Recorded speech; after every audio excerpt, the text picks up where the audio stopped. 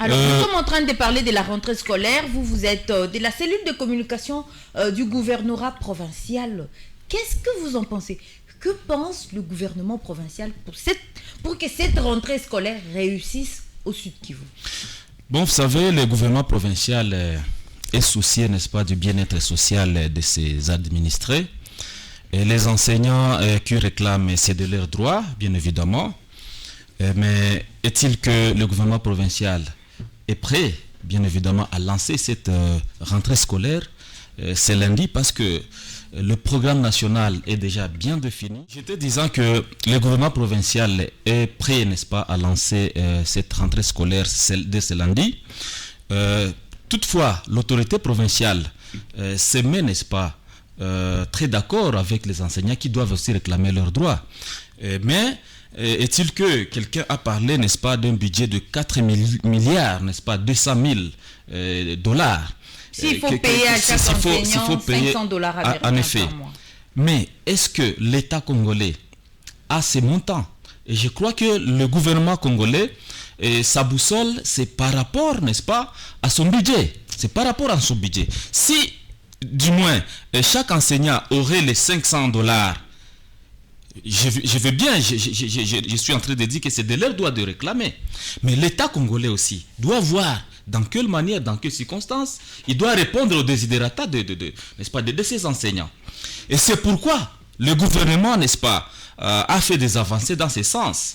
Le gouvernement a décidé de donner 100 000, parce que vous parlez de 50 000, mais c'est 100 000 francs par enseignant. La première tranche, en effet. La deuxième tranche viendra au premier trimestre de 2025.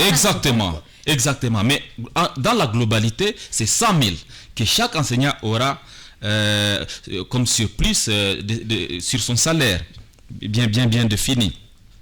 Je disais que le gouvernement, n'est-ce pas, doit continuer, n'est-ce pas, dans ces avancées-là.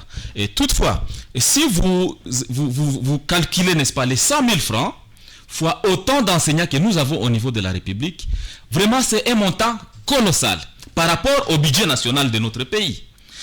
Vous n'allez pas aussi oublier la guerre que nous avons à l'Est, parce que le président de la République, aussi, dans un conseil des ministres, il a fait montre, n'est-ce pas, de l'intérêt qu'il porte, n'est-ce pas, sur la guerre qui nous agrègue, la guerre que nous connaissons au niveau de l'Est. Et ça nous amène, et ça fait, n'est-ce pas, bouffer des millions.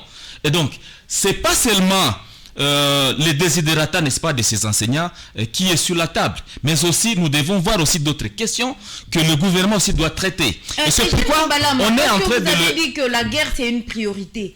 Qu'est-ce qui prouve que la guerre c'est une priorité? Quand on lit la reddition des comptes, est-ce que effectivement le gouvernement congolais alloue les budgets, la grande partie du budget national à cette guerre? S'il vous plaît, en effet, c'est ce qu'a dit le président de la République. Non, si vous suivez... Je crois que ce n'est pas une question de dire. Oui. Il y a toujours une reddition des comptes qui est faite à l'Assemblée nationale. Si vous suivez... Et la communauté, les auditeurs sont en train de nous suivre, monsieur Eugène Moubalama. Concrètement, oui. Quand on suit le gouvernement congolais, quand on suit la reddition des comptes, même si celle de 2024 sera bientôt faite, est-ce que la priorité est effectivement accordée à la guerre? La priorité, vous savez, le gouvernement congolais a sa boussole. Ça va? C'est son programme de gouvernance. C'est ça même dans les provinces. C'est-à-dire quand une autorité, un gouverneur ou un premier ministre ou un président de la République, ils ont un programme. Et c'est ça la boussole. Et donc, s'il y a des urgences, la guerre est là. Et je vous dis, le gouvernement congolais, n'est-ce pas, il tient beaucoup à telle enseigne que qu'on puisse, n'est-ce pas, bouter cet ennemi. Mais est-il que nous pouvons rentrer dans cette idée ici des enseignants? Parce que moi, je suis en train de vous dire que c'est pas seulement ça les désidératas que nous avons. Il y a beaucoup de problèmes sociétals que le gouvernement congolais est en train de vouloir trouver des solutions. Dans des conseils des ministres, la première ministre, il revient, chaque ministre donne, n'est-ce pas, l'état des lieux de son ministère, et il y a des avancées quant à ça. Par rapport au ministère de l'Éducation, parce que c'est ça les sujets que nous sommes en train de débattre, sur lesquels nous sommes en train de débattre maintenant. Les enseignants doivent mettre un peu de l'eau dans leur vin. Parce que quand le gouvernement alloue, n'est-ce pas, un montant de 100 000 pour Congolais pour chaque enseignant, si nous estimons, si nous faisons la globalité, combien d'enseignants nous avons dans toute la République démocratique du Congo? Vous allez constater que c'est un montant colossal, Madame Judith Assina. Et puis le gouvernement congolais n'atteint même pas les 4 milliards dont les enseignants sont en train de réclamer. Et c'est pourquoi le gouvernement congolais... C'est pourquoi je suis en train de vous dire que c'est pas ça seulement les priorités. Donc, il y a la paix, n'est-ce pas, des enseignants. Je suis d'accord avec Maître Toto qui a parlé de 21 000. Moi-même, je suis d'avis, je peux peut-être... Mais est-ce que vous pouvez vivre avec 80 $? C'est ce que moi, je suis en train de dire. Sommairement, j'ai dit que la démarche, n'est-ce pas, de ces enseignants, elle est, n'est-ce pas, constitutionnelle. Ça va? Elle est constitutionnelle. Et nous, on se met dans la peau de cet enseignant. Mais est-il qu'ils doivent, n'est-ce pas, suivre la procédure normale? Parce que c'est pas que parce que vous réclamez votre droit et le réclamez d'une manière gauche. Et c'est ça le problème.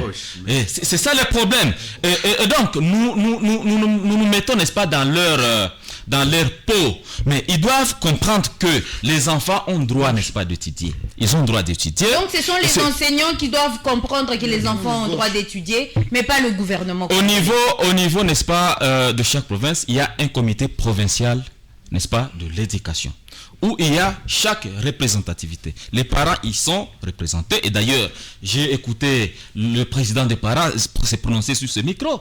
Il a dit qu'il reconnaît qu'il y aura rentrée. Parce que les parents ne sont pas d'accord avec cette démarche. Ils ne sont pas d'accord. Vous allez constater que c'est une frange des enseignants, n'est-ce pas, qui se mettent, n'est-ce pas, à intoxiquer, à manipuler d'autres. Mais je vous dis qu'il y aura rentrée ce lundi. Il y aura rentrée. Et les réclamations, ça se fera, donc ça sera en train d'être résolu progressivement. Et c'est pourquoi même le gouvernement s'est dit, voilà, nous donnons d'abord une part de 50 000 francs au niveau, donc dans ce mois de septembre. Et en janvier 2025, les 50 000 autres... Au premier trimestre, oui. Au premier trimestre, les 50 autres viendront. Et comprenez qu'au fur et à mesure, peut-être qu'il y aura des améliorations. Voilà. Et donc, les parents sont d'accord que les enfants rentrent ce lundi. Les enseignants sont d'accord, à moins que la frange là, un peu très minime, des enseignants qui sont intoxiqués, parce que je connais cette façon de faire. Et vous aviez compris comment mon aîné, mon papa que je respecte beaucoup, Alexandre Bachomba, qui a essayé aussi de faire une analyse comparative que moi je n'ai pas aimé, parce qu'en analysant, il a cru que nous sommes au Canada et pourtant nous sommes en République démocratique du Congo. Et donc notre système en République démocratique du Congo, un enseignant doit avoir 80 $ de salaire et un député 20 000 $ américains. Là, moi, je dis que je me mets dans la peau de l'enseignant parce que je suis aussi enseignant. Je vous dis, madame... vous étiez enseignant. J'étais enseignant. Pourquoi vous avez quitté ce secteur? S'il vous plaît. Pourquoi avez-vous quitté ce secteur? Non, j'ai changé parce que je me suis viré vers la politique et c'est pourquoi j'ai d'abord laissé cette carrière. Non, mais c'est pas interdit à un enseignant d'être politique. Voilà, non, la charge horaire ne voudrait pas que je puisse, n'est-ce pas, cumuler les deux fonctions. Ça va? Et donc, j'étais disant que...